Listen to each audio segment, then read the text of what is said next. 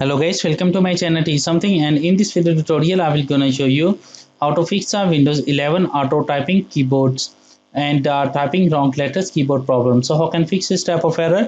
Let's get started. Before starting of the video, I humbly request you please subscribe my YouTube channel for more updates. So let's start.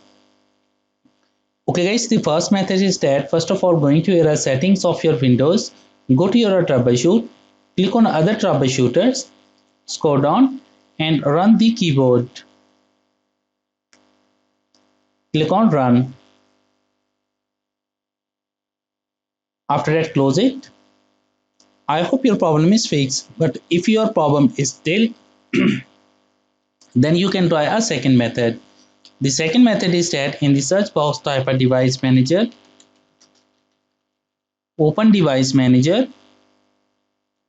select a keyboard, right click, click on update driver, click on browse my computer from drivers, click on let me pick from a list available driver on my computer, select the model, click next to continue and close it.